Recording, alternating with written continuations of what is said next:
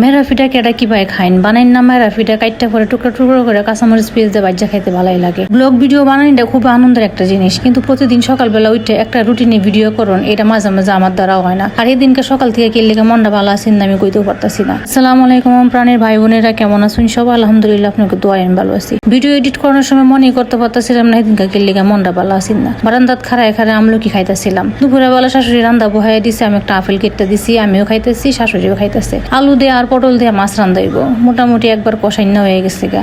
তরকারি রান্ধনের আগে মশলাটা ভালো করে কষানি লেগে, মশলাটা ভালো করে কষাইলে তরকারি স্বাদ হয়ে যায়। ভাজা মাছটিও দিয়ে দিতেছে, আজকে একটু আগে ভাগে মাছটি দিয়ে দিছে, কারণ মাছটি একটু কম বাজে। খালি আমার স্বামীর মাছটা একটু বেশি করে বাজে, কারণ হ্যাঁ বেশি করে মাছ না ভাজলে মাছ খাইতেই পারে না। তরকারির রংটাও আজকে ভালোই হয়েছে, সাদা একটা বাড়ি তরকারিটা ডালছি, দেখতে ভালোই লাগতেছে।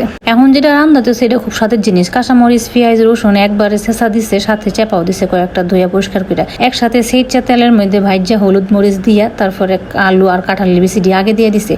এটা আগে দিছে কারণ হচ্ছে এটি সিদ্ধ হইতে সময় লাগে। পরে বেগুনটি দিয়া একবার লাড়াচাড়া দিয়ে শাকটি দিয়ে দিছে। আর এই শুটকিতে বেগুন দিলে কিন্তু একটু লেডা পেটা বা বই খাইতে কিন্তু স্বাদ খুব লাগে। দুপুরে রোদটা পড়ে দিতে ছাদে গেলাম, ছাদে গিয়ে কয়েকটা টবের মাটি খুঁজতে দিলাম। এই টবের মাটিটি সারা বর্ষা গেল শক্ত হয়ে গেছে গা। আমার একটা কাছে আসছিল যেটাতে আমি কয়েকদিন পরে মাটির গুঁড়ো আলগা করে দিতাম। আর এটা একটু আলগা করে দিলে আর ফুরফুরা করে দিলে টবের মধ্যে পানি আটকে থাকে না, নাইলে পানি আটকে থাকে কতটি গাছ মইরাও গেছে গা। আমার আগের যে কাছিটা ছিল ওটা কই আড়াইলাম আর খুঁজেই পাইলাম না। বিকেল বেলা আসারের পর এলাম ভাত খাইতে কি দিয়েছি তো দেখতেই পারতাছুন। ওই যে চেপা শুটকি তরকারিটা করছিল, শাক দিয়া আলু দিয়া কাঁঠালের বিচি বেগুন দা ওইটা খাইতেছি, আর সাথে আছে আলু পটল দিয়া মাছের তরকারি। ডাইল আমরা করে প্রতিদিনই থাকে, সব সময় দেখানি হয় না, ডাইল বাড়িতে লওয়া হয় না, এই জন্য দেখানি হয় কম। চেপা শুটকি তরকারি দিয়ে আমার ভাত বেশিটা খাওয়া হয়ে গেছে, পরে মাছ দল পোকাটা ভাত খাইছি। সন্ধ্যার সময় তারা নাস্তা হিসেবে এই মেরাপিটাটি বাজ্যা দিতেছি। আজকের মতো ভিডিও এই নেই, ভিডিও বেশি লম্বা হইলো না। সবাই ভালো থাকুন যে, আর আমার ভিডিওতে লাইক কমেন্ট শেয়ার করেন। আল্লাহ হাফিজ।